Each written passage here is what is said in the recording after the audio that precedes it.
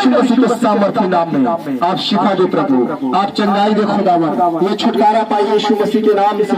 हर एक बंधन आउट हो, बीमारी दुष्टात्मा खाली कर इस बहन को, यीशु मसीह के सामर्थ्य नाम में out out in the name of Jesus, out out out Yeshu के नाम से खाली कर, से खाली कर, खाली कर यीशु के नाम। उनके लिए प्यारे पिता चंगाई का छुटकारे का कारण बने प्रभु, हे महान पिता परमेश्वर, और सुने जाने के द्वारा इनके जीवन में मेरे खुदावन आपके नाम से बड़े अद्भुत काम होने पाए प्रभु।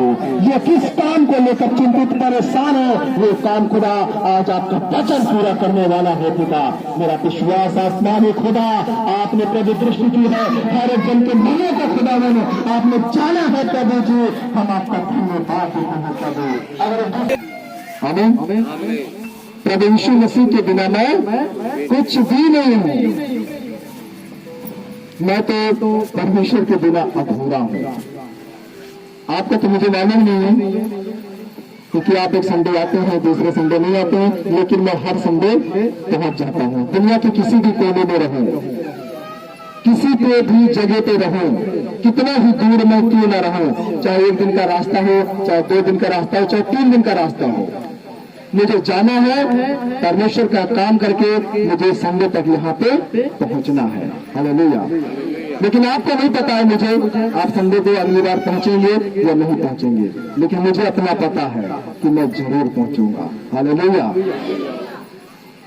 इसलिए मेरे भाई मेरी बहन, आज आपको भी, आज जो आपका स्थान खाली खाली लग रहा है, आपका हृदय खाली खाली लग रहा है, जब आप परमेश्वर को साथ लेके चलेंगे, जब अपने आप को देखेंगे कि मैं परमेश्वर के बिना कुछ नहीं हूं, मैं प्रभु यीशु मसीह के बिना कुछ नहीं हूं, तब देखना परमेश्वर आपके जीवन में कैसे काम करते हैं। हालेलुया। आप चाहे कितना ही समझदार क्यों ना हो, आप चाहे कितना ही वचन क्यों ना पढ़ते हो, अपने लाइफ में आपने वचन को 10 बार पढ़ा, 20 बार पढ़ा, अगर वचन आपको समझ में नहीं आ रहा है, आप वचन को समझने की कोशिश नहीं कर रहे हैं, तो सब बेकार है, आप मूर्ख हैं। आप सिर्फ एक किताब की तरह आप बाइबल को पढ़ रहे हैं, एक किताब समझकर आप बाइबल को पढ़ रहे हैं। हालेलुया। मेरे प्यारे मेरे भाई मेरे बहन, परमेश्वर का वचन, हर एक आयत परमेश्वर का वचन रहस्यमयी है, परमेश्वर का हर एक पद रहस्यमयी है, परमेश्वर के वचन में बड़े बड़े रहस्य छुपे हुए हैं। हालेलुया। अगर आप परमेश्वर के हर एक रहस्य को आप खोजेंगे, परमेश्वर के वचन में अगर आप खोजेंगे, आपको बड़े बड़े आपको रहस्य परमेश्वर आपको प्रदान करेंगे। हालेलुया। कठिन कठिन बातें परमेश्वर आपको प्रदान करेंगे, बड़ी बड़ी आशीषें परमेश्वर आपको प्रदान करेंगे, क्योंकि परमेश्वर के वचन में रहस्य छुपा हुआ है। आमीन। परमेश्वर के वचन में क्या छुपा है? रहस्य छुपा है। आपने उसको किताब की तरह पढ़ा है, किसी दिन उसको ग्रंथ की तरह, पवित्र बाइबल की तरह, परमेश्वर की ये आवाज है, अगर ये आप सोचकर पढ़ेंगे, परमेश्वर आपको अपने रहस्य खोलकर रख देगा। आमीन। आप परमेश्वर के हर एक वचन में, हर एक पद में आपको परमेश्वर का रहस्य नजर आना शुरू हो जाएगा, यीशु मसीह के सामर्थ्य नाम में। हालेलुया। मेरे प्यारे भाई मेरी बहन, आए हम बाइबल पढ़ेंगे और हम जानेंगे कि परमेश्वर क्यों हमें इतना उत्तेजित कर रहा है, हमें परमेश्वर क्यों ये गहरी बातें बता रहा है कि वचन को पढ़, इसमें तुझे बहुत बड़ी रहस्य मिलेगी। तो आए हम पहला कुरिन्थियों खोलेंगे, पहला कुरिन्थियों 3:18। Thank you Lord. आज इस वचन के द्वारा परमेश्वर मूर्खों को भी ज्ञान देगा, और जो ज्ञानी है वो अपने आप को मूर्ख बनाए, तभी आप परमेश्वर की दृष्टि में आते ज्ञानी बन पाएंगे। आमीन।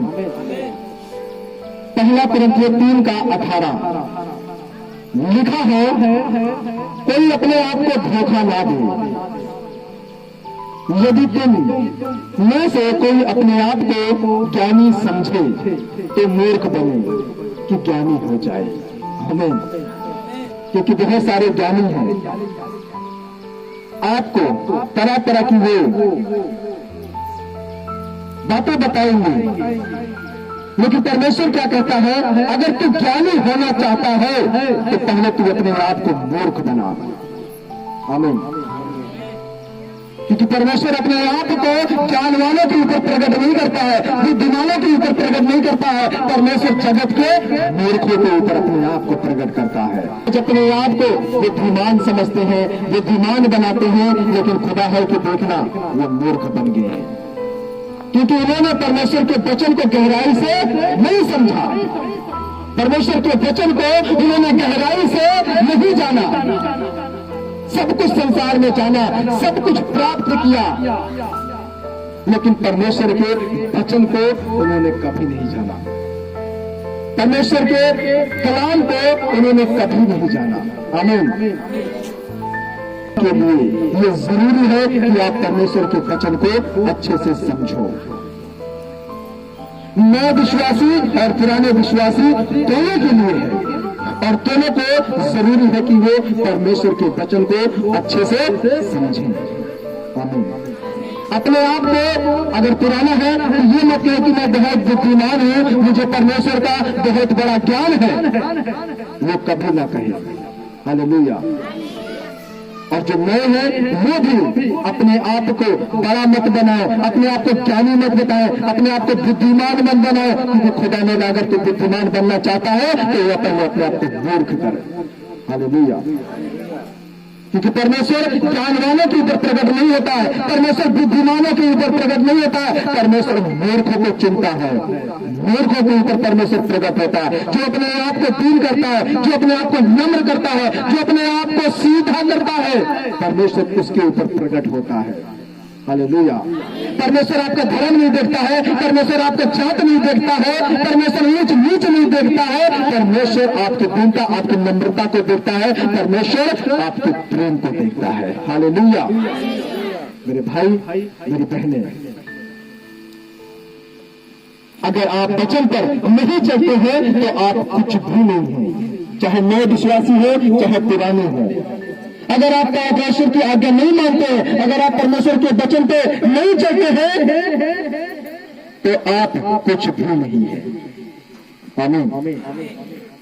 क्योंकि आप एक वचन मैं बोलूंगा तो भाई अच्छे से पढ़े उसको। लूका 12 का 13 से 21 तक। Thank you Lord. लिखा है, ध्यान से सुनना आप सभी लोग। फिर भीड़ में से एक ने उससे कहा, हे गुरु, मेरे भाई से कह कि पिता की संपत्ति मेरे साथ बांट ले। उसने उससे कहा, हे मनुष्य, किसने मुझे तुम्हारा न्यायी या बांटने वाला नियुक्त किया है? और उसने उससे कहा, चौकस रहो और हर प्रकार के लोभ से अपने आप को बचाए रखो, क्योंकि किसी का जीवन उसकी संपत्ति की बहुतायत से नहीं होता। उसने उनसे एक दृष्टांत कहा, किसी धनवान की भूमि में बड़ी उपज हुई। तब वह अपने मन में विचार करने लगा, मैं क्या करूं, क्योंकि मेरे यहाँ जगह नहीं जहां अपनी उपज इत्यादि रखूं। और उसने कहा, मैं यह करूंगा, मैं अपनी बखियारियां तोड़कर उनसे बड़ी बनाऊंगा और वहां अपना सब अन्न और संपत्ति रखूंगा और अपने प्राण से कहूंगा कि प्राण, तेरे पास बहुत वर्षों के लिए बहुत संपत्ति रखी है, चैन कर, खा पी, सुख से रहे। परंतु परमेश्वर ने उनसे कहा, हे मूर्ख, इसी रात तेरा प्राण तुझसे ले लिया जाएगा। तब जो कुछ तूने इकट्ठा किया है वह किसका होगा? ऐसा ही वह मनुष्य भी है जो अपने लिए धन बटोरता है, परंतु परमेश्वर की दृष्टि में धनी नहीं है। हालेलुया। मेरे भाई, मेरी बहनें, ऐसे ही परमेश्वर सुसमाचार सुना रहे थे। प्रभु यीशु मसीह लोगों को सुसमाचार सुना रहे थे, तब उसमें एक धनी व्यक्ति खड़ा हो गया और परमेश्वर से सवाल करने लगा कि हे प्रभु, मेरे भाई को तू समझा और उसको बोल, मेरे पिता की जो संपत्ति है उसको बोल कि वो हम आपस में बांट लें। हालेलुया। वो जगत के गुरु से बोलता है, जगत के मालिक से बोलता है कि मैं और मेरे भाई को दोनों को अलग कर दे। हालेलुया। खुदा अलग करने के लिए नहीं आया है, नफरत फैलाने के लिए नहीं आया है, झगड़े उत्पन्न करने के लिए नहीं आया है। हालेलुया। और यहाँ पे धनी व्यक्ति बोलता है मेरे भाई का बोल कि मेरे पिता का जो संपत्ति है दोनों में क्या करे, बांट दे। तब प्रभु ने कहा तुझे किसने कहा कि मैं तुम दोनों को अलग करूंगा? तुम्हें किसने कहा कि मैं झगड़ा या लड़ाई तुम्हारे बीच में उत्पन्न कराऊंगा? तुम्हें किसने कहा कि तुम्हारे घर के मैं 2 भाग करूंगा? किसने कहा तुम्हारी संपत्ति के मैं 2 भाग करूंगा? हालेलुया। अरे परमेश्वर तो हमें ये सुसमाचार सुनाता है कि अगर तेरा भाई 7 बार नहीं 70 बार भी अगर गलती करे, 70 बार भी गुनाह करे तो भी तू उसे क्षमा कर, तब मेरे पास आना। Hallelujah, hallelujah. और जहाँ तो ये धनी व्यक्ति परमेश्वर को कहता है कि मेरे भाई को दे, मेरे पिता की जो संपत्ति है बांट ले। आमीन। प्रभु यहाँ पे किसी को घर 2 भाग कराने नहीं आया है, परंतु बिखरे हुए लोगों को, खोए हुए लोगों को, दूर हो गए हुए लोगों को परमेश्वर ढूंढ ढूंढ कर इकट्ठा करने के लिए आया है। वो कहता मैं खोई हुई ढूंढे को ढूंढने के लिए आया हूं। आमीन। और यहाँ पर धनी मनुष्य क्या कहता है? धनी मनुष्य क्यों है? क्योंकि उसके पास संसार का सब कुछ है, किसी भी प्रकार की किसी भी चीज की उसको कमी नहीं है, किसी चीज की उसको जरूरत नहीं है, सब कुछ उसने हासिल कर लिया। लेकिन अभी उसका मन कहाँ लगा है? धन के ऊपर, संपत्ति के ऊपर। और सृजनहार से ये नहीं कहता है कि हे पिता मुझे अनंत काल का जीवन दे दे, मुझे स्वर्ग का राज्य दे दे। ये नहीं कहता, ये कहता है कि पिता जो संपत्ति है मेरे पिता की, हम भाइयों में उसको बंटवारा करा दे, उसको बांट दे। हालेलुया। तब परमेश्वर ने उसको समझाया कि तुझे किसने कहा कि मैं बंटवारा कराने के लिए आया हूँ? किसने कहा कि मैं तुम्हें अलग कराने के लिए आया हूँ? आमीन। फिर परमेश्वर ने उनसे एक दृष्टांत कहा, उस धनी व्यक्ति को फिर समझाया। उसको लिखा है किसी धनवान की भूमि में बड़ी उपज हुई, तब वह अपने मन में विचार करने लगा मैं क्या करूं, क्योंकि मेरे यहाँ जगह नहीं जहां अपनी उपज इत्यादि रखूं। और उसने कहा मैं यह करूंगा, मैं अपनी बकरियां तोड़कर उनसे बड़ी बनाऊंगा और वहां अपना सब अन्न और संपत्ति रखूंगा। एक धनी व्यक्ति के पास उसके खेत में इतना उपज हुआ, इतना ज्यादा उपज हो गया कि अपना अन्न रखने के लिए उसके घर में बकरियों में जगह नहीं है। अब वो चिंता में हो गया, अब वो टेंशन में हो गया कि मैं अपना इतना सारा अन्न कहाँ रखूं। तब ये विचार करता है कि मैं अपनी जो छोटी छोटी बकरियां हैं उनको तोड़कर अब मैं बड़ी बड़ी बकरियां बनाऊंगा। हालेलुया। छोटी बकरियां तोड़कर क्या करूंगा? बड़ी बकरियां बनाऊंगा और उसमें सारा ये खाने का अन्न भर दूंगा। फिर अपनी आत्मा से कहूंगा, लोगों से नहीं कहूंगा, अपनी आत्मा से कहूंगा कि अब शांत से बैठ जा, आराम कर, खा पी। हालेलुया। तब उसको परमेश्वर ने समझाया कि तुझे इतना धन मैंने दिया है, इतनी संपत्ति दी है, क्या तुझे थोड़ा सा भी तरस नहीं आता है? क्या लोगों के ऊपर तेरे को थोड़ा सा रहम नहीं आता है कि इतना धन होने के बावजूद हमें भलाई करना चाहिए? स्वर्ग यहाँ पृथ्वी के ऊपर नहीं, ताकि हमें स्वर्ग में अपना घर बनाना चाहिए। हालेलुया। इस पृथ्वी के ऊपर नहीं, परंतु स्वर्ग में घर बनाना चाहिए। इस पृथ्वी के लिए नहीं, परंतु स्वर्ग के लिए हमें जीवन जीना चाहिए। आमीन। परमेश्वर ने उसको देखा कि इसके अंदर कितना लालचपन है।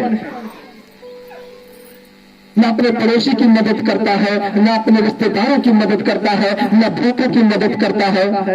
ये कहता है कि मैं सारी संपत्ति के लिए एक बड़ा क्या बनाऊंगा, बखिया बनाऊंगा और उसमें सारा भर के रख दूंगा और सुकून से आराम से बैठ के लेटे लेटे खाऊंगा पीऊंगा।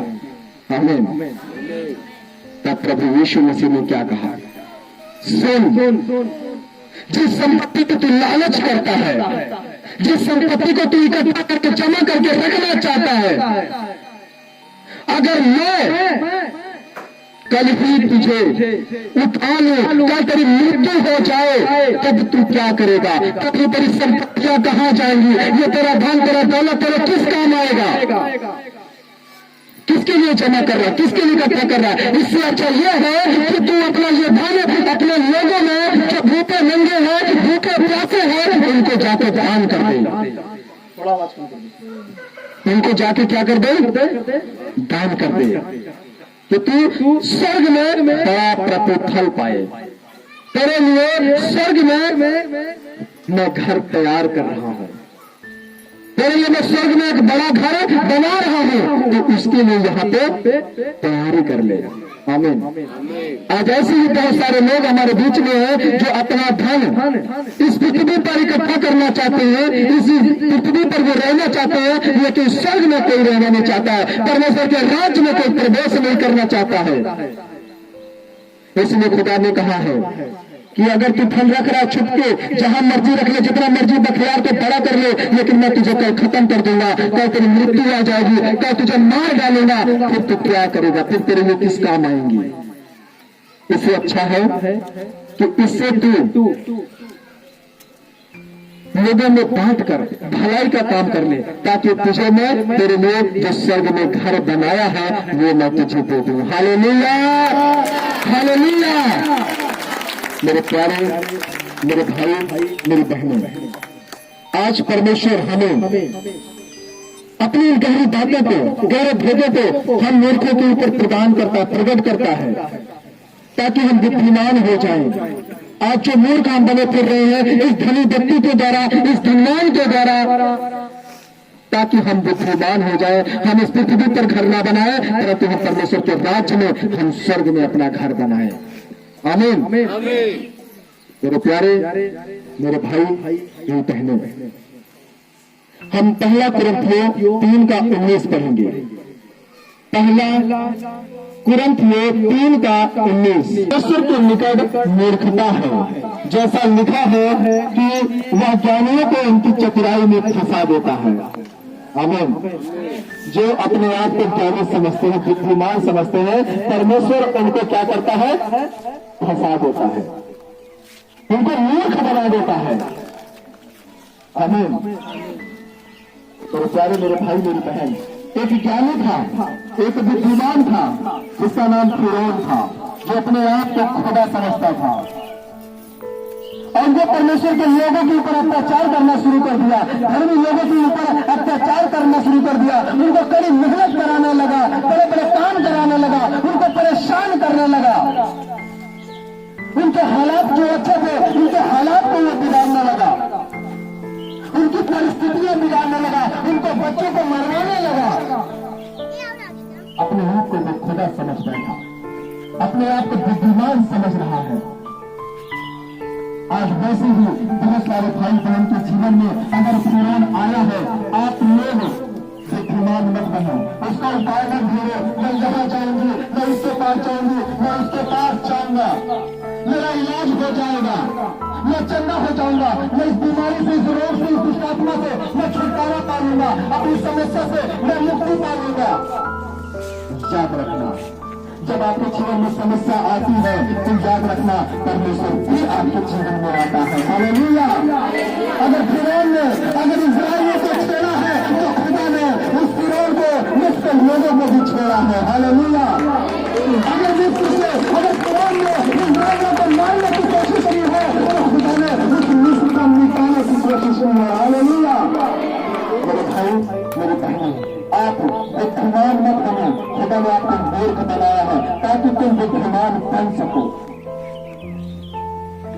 अपनी समस्याओं की तरफ मत देखो, अपनी बीमारियों की तरफ मत देखो, अपने हालात की तरफ मत देखो, क्योंकि जब मिस्र इस्राएली लोग फंसे हुए थे, पीछे रखे थे सवार सेना खड़ी है, आगे रास्ता बंद है, यहाँ समुद्र खड़ा है, उनके पास कोई रास्ता नहीं है, कहाँ जाए, उनका बचाव कहाँ से होगा, उनका छुटकारा कहाँ से होगा, वो उनके हालात कहाँ ठीक होंगे। हालेलुया। आपको मालूम है जब उनके ऊपर बड़ी समस्या आई, जब इस्राएलियों के ऊपर बड़ी मुसीबत आई, आपको मालूम है इस्राएलियों को कोई रास्ता नहीं मिल रहा था अपनी समस्याओं से निकलने के लिए, अपने परेशानियों से निकलने के लिए। तब खुदा ने उनके सामने से लाल समुद्र में रास्ता बना दिया। हालेलुया। आप लोग मेरे सामने से निकलेंगे, अपनी समस्याओं से निकलेंगे, क्योंकि खुदा वो जिंदा है, वो युग ऐसा है, वो बदलता नहीं है। आपके लिए भी वो रास्ता निकालेगा यीशु मसीह के सामर्थ्य नाम में। हालेलुया। शैतान आपके हालात को खराब कर रहा है तो खुदा आपके हालात को वो ठीक कर रहा है। अगर शैतान आपको बीमार कर रहा है तो खुदा आपको वो चंगा कर रहा है यीशु मसीह के नाम से। हालेलुया। अगर शैतान आपको छुटाना चाहता है तो खुदा आपको उठाना चाहता है यीशु मसीह के नाम से। हालेलुया। उन्हें बचाया, उन्हें नया जीवन दिया, वो दूध की धाराएं जो नदियां बहती है खुदा ने उनको वहां पहुंचाया। हालेलुया। आज वही खुदा हमारे साथ है। अब्राहम का परमेश्वर, याकूब का परमेश्वर, इसहाक का परमेश्वर आज हमारा परमेश्वर है। हालेलुया।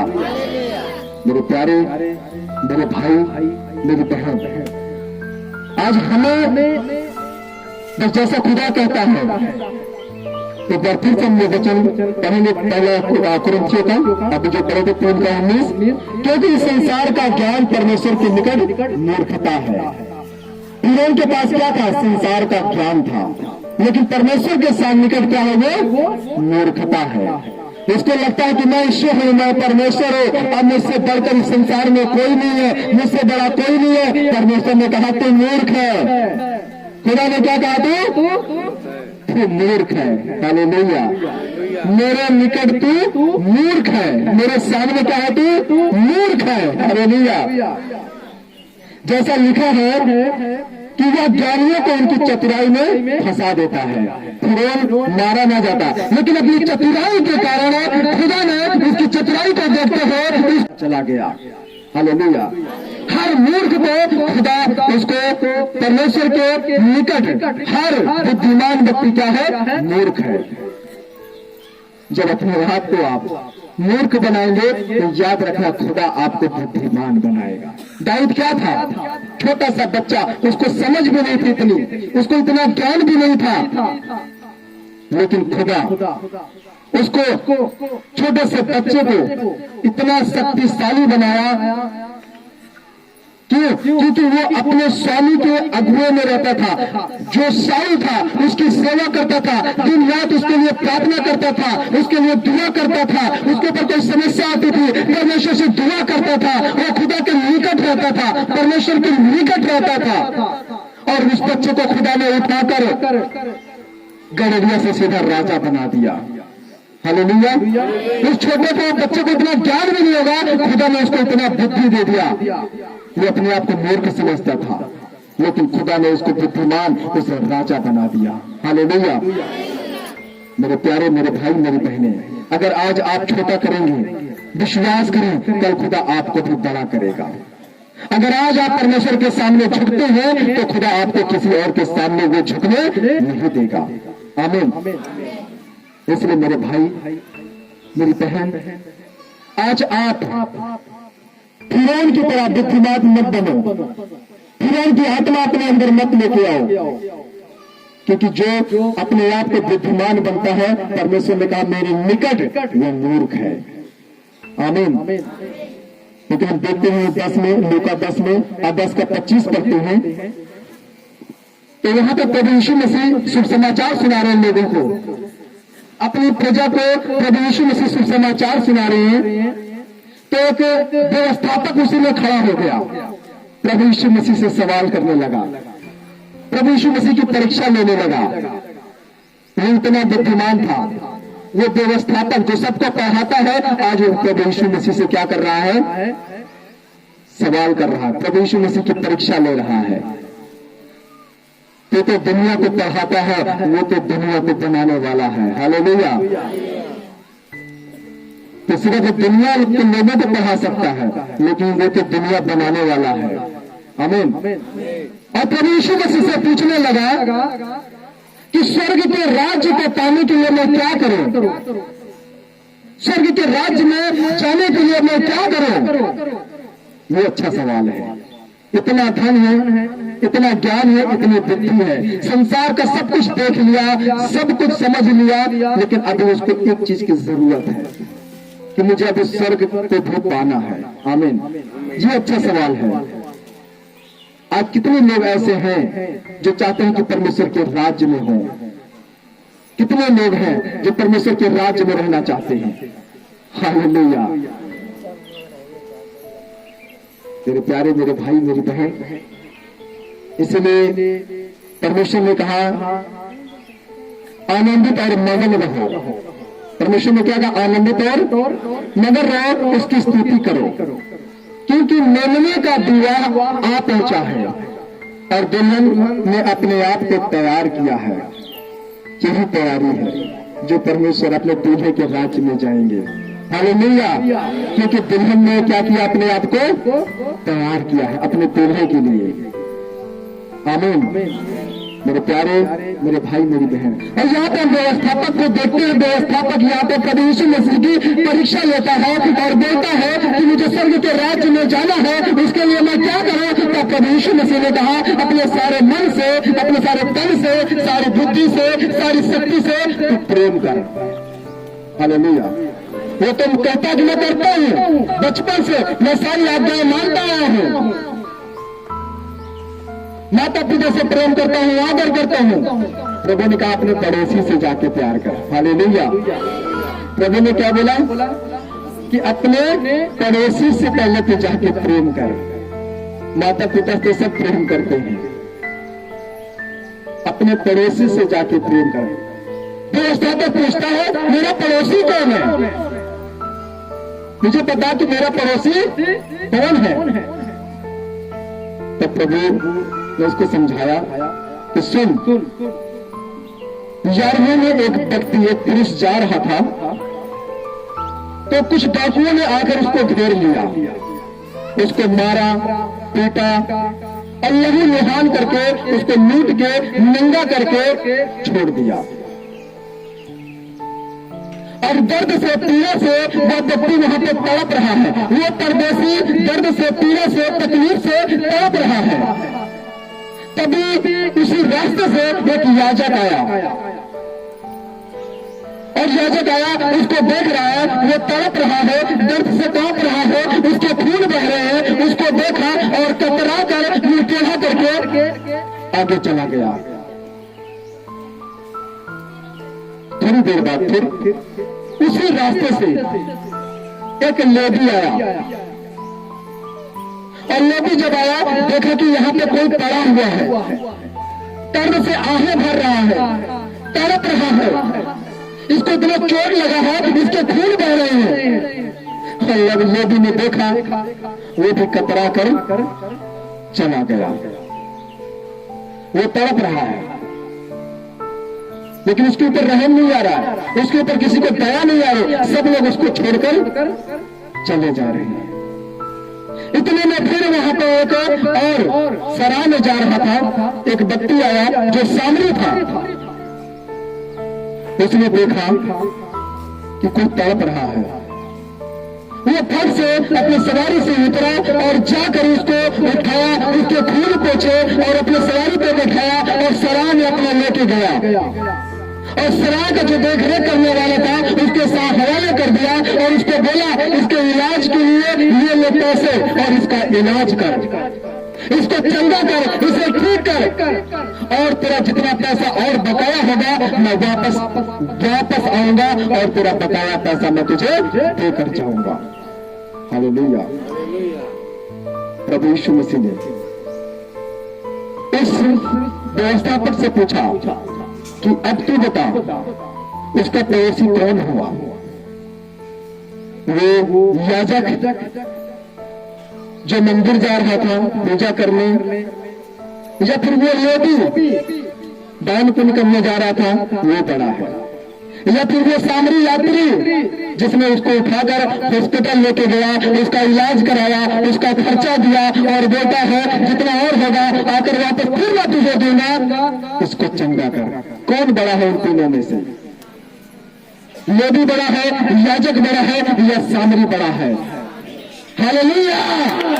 यीशु मसीह के नाम में खुदा ने कहा जा उस व्यवस्थापक से कि तू भी अब ऐसे ही करना, तू भी अपने पड़ोसी से अब ऐसे ही प्रेम करना, स्वर्ग का राज्य तेरा होगा। हालेलुया!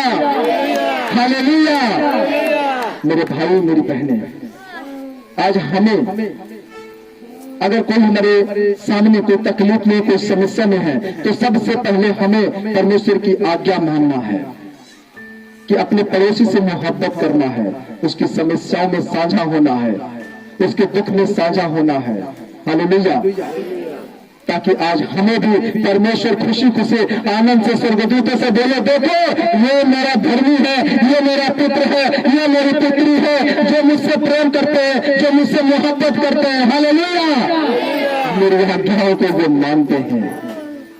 मेरे प्यारे, मेरे भाई, मेरी बहन, अगर आप वचन की गहराई को नहीं समझते तो आप बेकार हैं। अगर आप वचन की गहराई को नहीं समझते तो आप बेकार हैं। मैं आपसे बोला था ना, क्योंकि बाइबल जो है एक रहस्यमयी किताब है, एक ग्रंथ है। क्या है? रहस्य से भरा हुआ है। हर एक परमेश्वर के वचन में रहस्य छुपा हुआ है, हर एक परमेश्वर के वचन के पद में रहस्य छुपा हुआ है। ढूंढो, आपके बड़े बड़े रहस्य परमेश्वर आपको देगा, दिखाएगा। आमीन।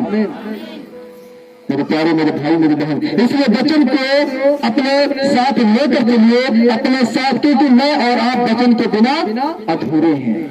वचन के बिना हम और आप कुछ भी नहीं है। आमीन।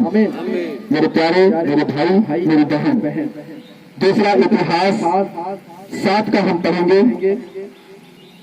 दूसरा इतिहास 7 का 14 से 18 तक। जल्दी से सभी लोग खोल लें। Thank you lord. दूसरा इतिहास 7 का 14 से 18 तक।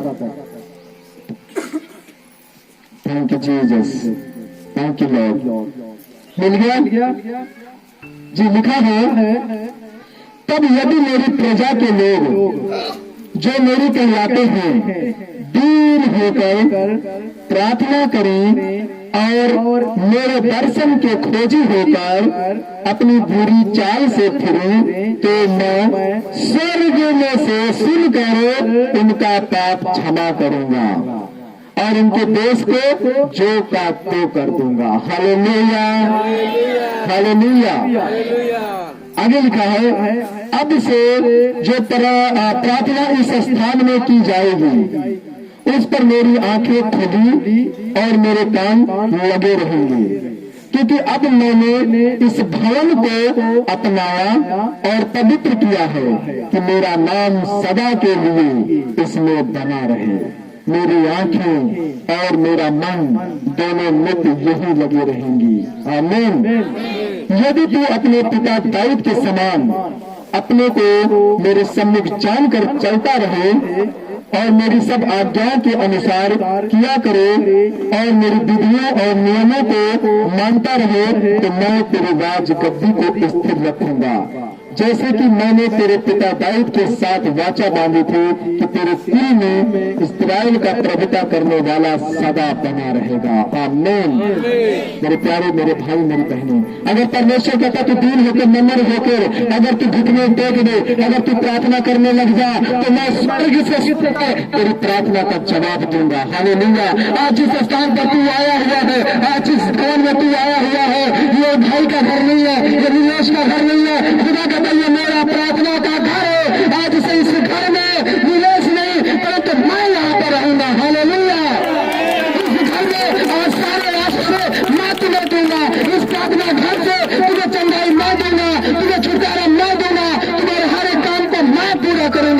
क्योंकि यह भवन मेरा है। हालेलुया। आप ये सोच के मत आया करो कि मैं निमेश के घर में आ रहा हूँ, मैं भैया के घर में आ रहा हूँ। नहीं, ये खुदा का घर है, ये खुदा का भवन है। और खुदा कहता है इस स्थान में आज के बाद मैं यहाँ पे काम करूंगा। हालेलुया। मेरे भाई मेरे बहन, ये स्थान मैंने नहीं चुना है, ये जगह मैंने नहीं चुना है, इस जगह को परमेश्वर ने चुना है, प्रभु यीशु ने चुना है। हालेलुया। ताकि आप सभी लोग इस प्रार्थना घर के द्वारा आप बहुत आशीष पाए। इसे घर मत बोलो, ये कौन सा घर है? प्रार्थना का घर। हालेलुया। ये प्रार्थना का घर है। आप मेरे घर नहीं आए हैं, परंतु आप प्रार्थना के घर में आए हैं। हालेलुया। और इस घर में अब मेरा कोई काम नहीं, मेरी कोई नहीं चलेगी। अब इस घर में सिर्फ परमेश्वर की चलती है। आमीन। तो इसीलिए मेरे भाई मेरी बहन, आप सभी लोग विश्वास करके, कोई समस्या में है, कोई परेशानी में है, कोई मुश्किलें आपके ऊपर, कोई किसी बात को लेकर चिंता है आपके ऊपर, आपको प्रार्थना घर में आना है। मुझे नहीं बताना है, अपने खुदा को बताना, जो बोलता है आज के बाद यहाँ पे मैं उपस्थित हूँ, आज के बाद तुम्हारे सारे कार्य मैं करूंगा, आपने उसको बताना है। आमीन। बोलो आप मेरे सभी लोग मेरे साथ बोलो, ये प्रभु का भवन है, ये प्रार्थना का घर है, ये प्रार्थना का घर है, ये प्रभु का भवन है, ये प्रार्थना का घर है, ये प्रार्थना का घर है। प्रभु मुझे आशीष दो, प्रभु मुझे छुटकारा दो, प्रभु मुझे चंगाई दो, प्रभु मेरी चिंताएं दूर करो, प्रभु मेरी परेशानियां दूर करो। मैं आपके प्रार्थना घर में आया हूँ, मैं आपके प्रार्थना भवन में आई हूँ। प्रभु मेरी प्रार्थना का जवाब दो, प्रभु मेरी प्रार्थना का उत्तर दो। आमीन। आमीन। आप विश्वास करें, अगर आपने खुदा को बताया है, प्रभु के घर में आके बताया है, प्रभु के भवन में आके बताया है, अब आप खाली हाथ नहीं जाएंगे, खाली मिट्टी खोल के नहीं जाएंगे, मिट्टी बंद करके जाएंगे यीशु मसीह के सामर्थ्य नाम में। हालेलुया। हालेलुया। बस खुदा का भय मानो, खुदा का डर रखो। संसार में किसी से भय रखने की जरूरत नहीं है, किसी से डरने की जरूरत नहीं है, क्योंकि दारा राजा ने बोला सतर्क में सकते नागों को कि मेरे सामने घुटने टेक, मेरे मंदिर के सामने घुटने टेक। सतर्क में सकते नागों ने बोला मर जाएंगे लेकिन किसी और के सामने घुटना नहीं टेकेंगे। तुझे मेरा खौफ नहीं है, मैं तेरे साथ क्या कर सकता हूँ, मेरे सामने घुटने टेक दो, मैं तुम्हें छोड़ दूंगा। सदरक मेशक अबेदनगो ने कहा हम सिर्फ खुदा से डरते हैं। अगर हमें खुदा से मोहब्बत है तो वो मुझे बचाने की भी ताकत रखता है। अगर हाँ, इसके लिए अगर मैं कुर्बान हो गया, इसके लिए मर भी गया, तो मुझे कोई कम नहीं है। मैं खुश हूं कि मैं अपने खुदा के लिए मरा हूं, अपने परमेश्वर के लिए मरा हूं। हालेलुया। दारा राजा ने कहा जल के गुस्सा के इनको आग के भट्ठे में डाल दो। क्या करो? आग के इनको भट्ठे में डाल दो, इनको समझ में आ जाएगी। और सदरक मेशक अबेदनगो ने क्या बोला? मंजूर है, जहां फेंकना है फेंक दो, जहां डालना है डाल दो, लेकिन हम अपने खुदा को छोड़कर किसी और के सामने सर नहीं झुकाएंगे। और आज ऐसे बहुत सारे लोग हैं, आधे इधर हैं आधे इधर हैं, आधे इधर है आधे इधर है। जब आपको समस्या आएगी, हाँ उधर चले जाएंगे, इधर समस्या आएगी इधर चले जाएंगे, कभी इधर तो कभी इधर। परमेश्वर अगर आप चाहते हैं कि आपके जीवन में काम करें, तो अपनी समस्याओं को देखकर भागो मत, अपनी परेशानियों को देखकर भागो मत, अपनी परिस्थितियों को देखकर भागो मत। अगर आपके जीवन में दुख आया है तो आपके जीवन में परमेश्वर भी आया है।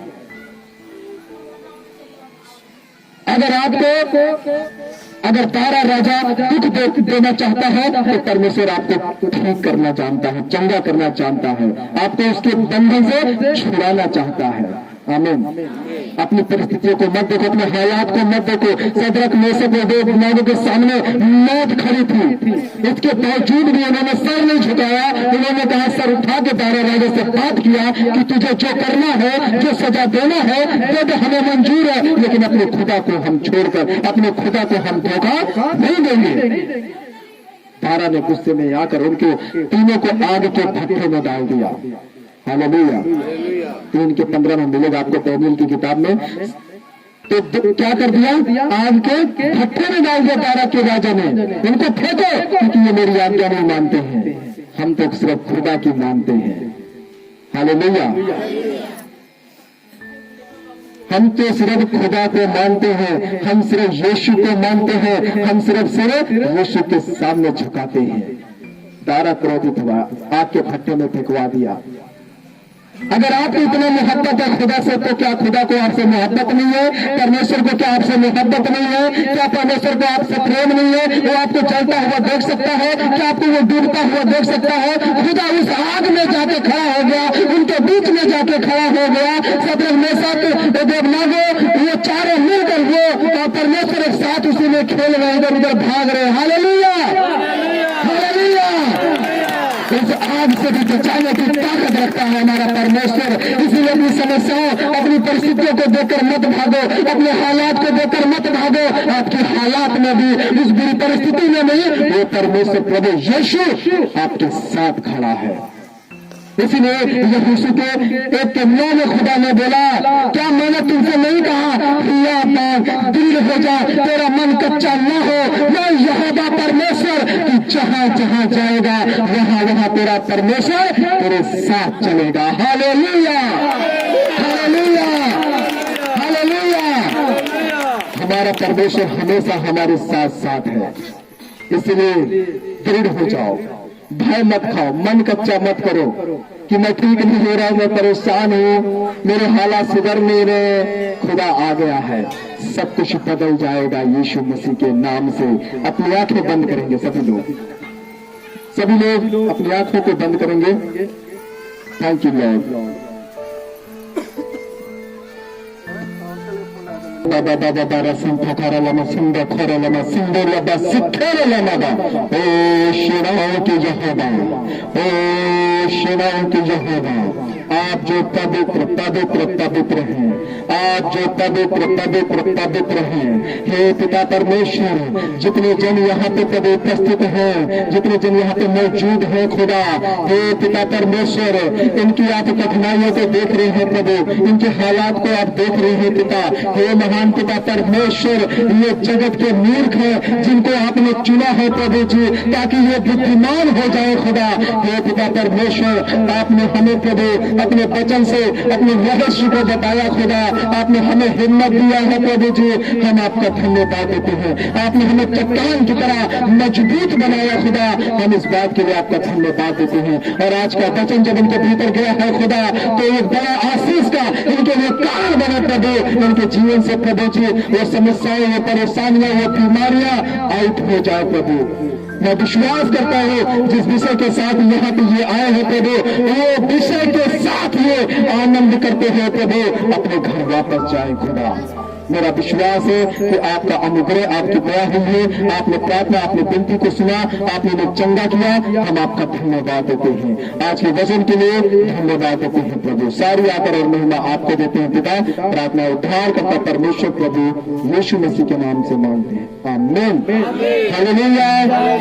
प्रभु यीशु मसीह के नाम में की।